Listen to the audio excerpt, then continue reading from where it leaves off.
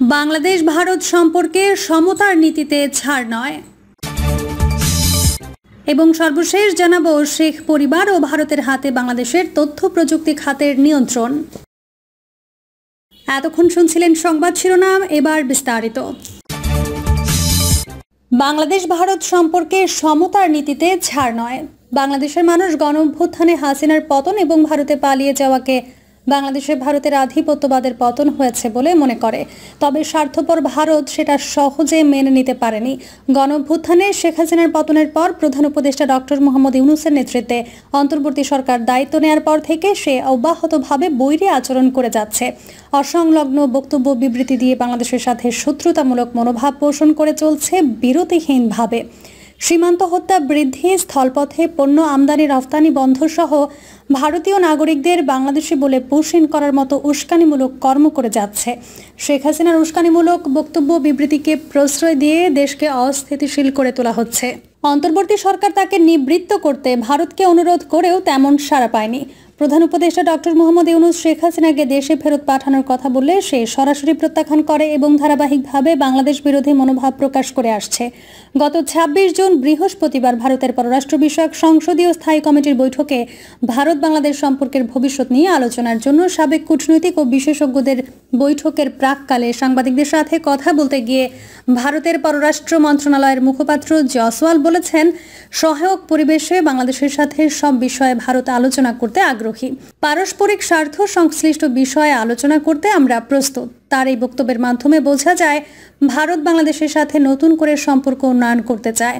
পর্যবেক্ষকরা একে ইতিবাচক হিসেবে মনে করছেন, কারণ ভারত বাংলাদেশের দূরের প্রতিবেশী নয়, একেবারে নিকটতম প্রতিবেশী। তার সাথে বিশ্বের দীর্ঘতম অর্থাৎ প্রায় ৪,০৯৬ কিলোমিটার সীমান্ত রয়েছে। দুই দেশের মধ্যে ব্যবসা বাণিজ্য, আমদানি রফতানি, ৫৪টি অভিন্ন নদ নদীর পানি বন্টন সহ নানা পারস্পরিক স্বার্থ সংশ্লিষ্ট সম্পর্ক রয়েছে। তবে ভারতের দাদাগিরি এবং আধিপত্যবাদী নীতি এই সম্পর্ককে দীর্ঘদিন ধরেই বৈরী করে রেখেছে। ভারত বাংলাদেশকে স্বাধীন সার্বভৌম দেশ হিসেবে শ্রদ্ধার চোখে দেখে না, বরং সবসময় অসম্মানের দৃষ্টিতে দেখে। অথচ যে কোনো দেশের সাথে, সেটা প্রতিবেশী হোক কিংবা দূরের দেশ হোক, সম্পর্ক হতে হয় পারস্পরিক শ্রদ্ধা ও সম্মানের ভিত্তিতে। প্রতিবেশীর সাথে সম্পর্ক থাকে সৎ প্রতিবেশী নীতি এবং সার্বভৌম সমতার নীতির মাধ্যমে। ইউরোপের দেশগুলোর দিকে তাকালে আমরা দেখতে পাই অনেকগুলো দেশ একে অপরের সাথে স্থল সীমান্ত দ্বারা পরিবেষ্টিত এবং তারা পারস্পরিক স্বার্থ, সম্মান এবং শ্রদ্ধার সম্পর্কের মধ্যে আবদ্ধ। কেউ কারো ওপর আগ্রাসী মনোভাব পোষণ করে না।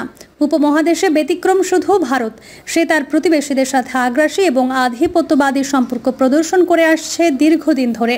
ভারত এখন বাংলাদেশের সাথে সমমর্যাদা ভিত্তিক সম্পর্ক করতে আগ্রহী। আমরাও চাই উভয় দেশের মধ্যে সম্মান এবং সমমর্যাদার সম্পর্ক গড়ে উঠুক, যার মধ্যে কোনো ধরনের আধিপত্যবাদী মনোভাব থাকবে না। তবে ভারতের হঠাৎ সুসম্পর্ক গড়ার আগ্রহ প্রকাশ করার কারণ কি, এই নিয়ে পর্যবেক্ষকরা সন্দেহ প্রকাশ করেছেন। তাদের মতে ১৯৯৬ সালে তৎকালীন আওয়ামী লীগ সরকারের সাথে করা গঙ্গার পানি বন্টন চুক্তির মেয়াদ ২০২৬ সালে শেষ হতে যাচ্ছে। তার আগে ভারত বিদ্যমান চুক্তির শর্তাবলী পর্যালোচনা এবং তার স্বার্থে নতুন কাঠামোগত চুক্তি নবায়নের পরিকল্পনা করেছে। বর্তমান চুক্তি অনুযায়ী মার্চ থেকে মে মাসের ১১ তারিখ পর্যন্ত শুষ্ক মৌসুমে উভয় দেশ ১০ দিনের মধ্যে পালাক্রমে ৩৫,০০০ কিউসেক পানি পাবে। এখন পশ্চিমবঙ্গের সেচ, বন্দর রক্ষণাবেক্ষণ এবং বিদ্যুৎ উৎপাদনের ক্রমবর্ধমান চাহিদা মেটাতে ভারত চুক্তির সংশোধন চাচ্ছে। একই সময় সে আরও ৩০ থেকে ৩৫,০০০ কিউসেক পানি যাচ্ছে। এ কারণেই ভারত তার স্বার্থে বিদ্যমান চুক্তি বাইপাস করে নতুন চুক্তি করার সুসম্পর্কের কথা বলছে। উল্লেখ করা প্রয়োজন, গঙ্গা চুক্তি অনুযায়ী ভারত কখনোই বাংলাদেশকে ন্যায্য পানি দেয়নি। এজন্য বাংলাদেশ বিকল্প গঙ্গা ব্যারেজ নির্মাণের উদ্যোগ নিয়েও ভারতের বাধায় তা বাস্তবায়ন করতে পারেনি। অন্যদিকে তিস্তা চুক্তি করার কথা বলেও করেনি। উল্টো হাসিনা সরকার মানবিকতার কথা বলে ফেনী নদী থেকে ভারতকে পানি উত্তোলনের সুবিধা দিয়েছে। অভিন্ন নদ নদীর পানির ন্যায্য হিস্সা ভারত বাংলাদেশকে কখনোই দেয়নি। ভারতের এই বৈরী পানি নীতির কারণে বাংলাদেশের নদ নদীগুলো নাব্য হারিয়েছে। উত্তর পশ্চিমাঞ্চলে মরুকরণ চলছে, সীমান্ত হত্যা অব্যাহতভাবে চলছে, পুশিনের মাধ্যমে ভারতীয়দের বাংলাদেশে ঠেলে দিচ্ছে। গত সপ্তাহে পশ্চিমবঙ্গের একদল ভারতীয়কে পুশিন করার চেষ্টা করছে। বাংলাদেশের সাথে পারস্পরিক স্বার্থ, সম্মান ও মর্যাদার সম্পর্ক উন্নয়ন করতে হলে ভারতকে তার জেদ এবং বৈরী মনোভাবের পরিবর্তন করতে হবে। বাংলাদেশ স্বাধীন রাষ্ট্র এবং এর স্বাধীনতা ও সার্বভৌমত্বের প্রতি আন্তরিক শ্রদ্ধা পোষণ করতে হবে। আন্তর্জাতিক পর্যায়ে প্রতিবেশী দেশগুলোর মধ্যে যে পারস্পরিক মর্যাদা এবং সমতা ভিত্তিক স্বার্থের সম্পর্ক থাকে, সেই অনুযায়ী তাকে আচরণ করতে হবে। ভেতরে প্রতিহিংসা বা বিরূপ মনোভাব পোষণ করে মুখে সম্পর্ক উন্নয়নের কথা বললে হবে না। চরিত্র ও কর্মে তথা কথা ও কাজে মিল থাকতে হবে। কারণ ভারতকে বাংলাদেশের মানুষ বিশ্বাস করে না। এই বিশ্বাস ভারত তার নেতিবাচক আচরণের কারণেই হারিয়েছে। ফলে তাকেই তার সৎ এবং বন্ধুসুলভ প্রতিবেশীর আচরণ এবং আন্তরিকতা দিয়ে বাংলাদেশের মানুষের বিশ্বাস অর্জন করতে হবে। ভারত যদি মনে করে থাকে শেখ হাসিনাকে দিয়ে যেভাবে একতরফাভাবে তার স্বার্থ আদায় করে নিয়েছে, সেভাবে অন্তর্বর্তী সরকার বা তার পরবর্তী সরকারের মাধ্যমে আদায় করে নিতে পারবে, তার সে আশা পূরণ হবে না। ভারতের সাথে শেখ হাসিনা অনেক গোপন চুক্তি করেছে, এসব চুক্তি প্রকাশের দাবি উঠেছে। অন্তর্বর্তী সরকার তা এখনও প্রকাশ করেনি। প্রত্যেকেরই একটি সম্মান এবং মর্যাদার জায়গা আছে। ভারত যদি চায় যথাযথ সম্মান এবং মর্যাদার সাথে সম্পর্ক গড়ে তুলবে, তাহলে তো কোনো সমস্যা নেই। কিন্তু সবসময় আইন মানি তবে তালগাছটা আমার, এমন মনোভাব পরিহার করে সম্মান এবং সমতার নীতিতে সম্পর্ক গড়ে তুলতে হবে। তাহলেই পারস্পরিক সম্পর্কে শ্রদ্ধাবোধ এবং ভালোবাসা গড়ে তোলা সম্ভব হবে। শেখ পরিবার ও ভারতের হাতে বাংলাদেশের তথ্য প্রযুক্তি ও খাতের নিয়ন্ত্রণ। বাংলাদেশের তথ্য প্রযুক্তি খাত, বিশেষ করে টেলিযোগাযোগ ও সফটওয়্যার খাতে ভারতের প্রভাব এবং শেখ পরিবারের আধিপত্য নিয়ে আলোচনা বেশ গম্ভীর হয়েছে। প্রবন্ধে বলা হয়েছে, শেখ হাসিনার সরকারের অধীনে এই খাতের নিয়ন্ত্রণ ভারতের কোম্পানিগুলোর হাতে চলে গেছে এবং তা দেশীয় রাজনীতির সাথে যুক্ত রয়েছে। এটি অভিযোগ করা হয়েছে যে শেখ হাসিনার পরিবারের সদস্যরা এই খাতে বিভিন্ন ব্যবসায়িক স্বার্থের সাথে যুক্ত এবং তাদের এই নিয়ন্ত্রণের মাধ্যমে সরকার গুরুত্বপূর্ণ তথ্য প্রযুক্তি খাতের ওপর ভারতের প্রভাবকে শক্তিশালী করেছে।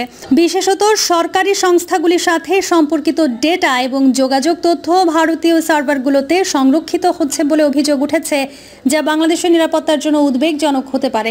এতে করে এই তথ্যগুলো ভারতীয় কোম্পানির নিয়ন্ত্রণে চলে যেতে পারে, যা আন্তর্জাতিক পরিমণ্ডলে দেশের নিরাপত্তা বিষয়ক উদ্বেগ তৈরি করেছে। এছাড়া ভারতের টেলিকম কোম্পানিগুলি যেমন ভোডাফোন এবং অন্যান্য ইন্টারন্যাশনাল প্ল্যাটফর্মগুলি বাংলাদেশে তাদের উপস্থিতি বৃদ্ধি করছে এবং এই প্রক্রিয়াতে বাংলাদেশ টেলিযোগাযোগ নিয়ন্ত্রণ কমিশন এবং এর ভূমিকা বড়ভাবে প্রশ্নবিদ্ধ। বিটিআরসি এদের সহায়তায় কার্যক্রম পরিচালনা করছে, যার ফলে ভারতীয় কোম্পানিগুলোর আধিপত্য বৃদ্ধি পাচ্ছে। ভারতের আধিপত্য ভারত বাংলাদেশের প্রযুক্তি খাতে ব্যাপক বিনিয়োগ ও উপস্থিতি তৈরি করেছে। অনেক সময় ভারতীয় প্রযুক্তি কোম্পানিগুলি বাংলাদেশে বিনিয়োগ এবং সেবা প্রদান করে, যা দেশের অভ্যন্তরীণ তথ্য প্রযুক্তি খাতের ওপর তাদের প্রভাব বৃদ্ধি করছে। শেখ পরিবারের নিয়ন্ত্রণ বাংলাদেশের শীর্ষ রাজনৈতিক পরিবার শেখ পরিবার বিশেষভাবে তথ্য প্রযুক্তি খাতে তাদের সম্পৃক্ততা বৃদ্ধি করেছে।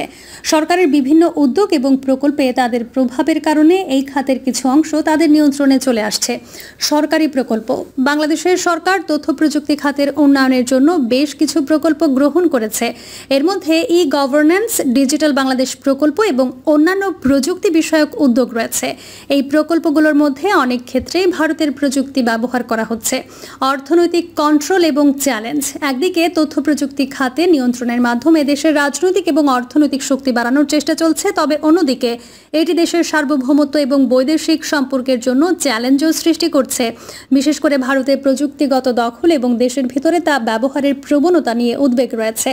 এছাড়া এই খাতের নিয়ন্ত্রণ তাদের হাতে যাওয়ার মাধ্যমে বাংলাদেশের আর্থিক সুবিধা এবং আধিকারিক সম্পদ ভারতের দিকে চলে যাচ্ছে বলে উল্লেখ করা হয়েছে।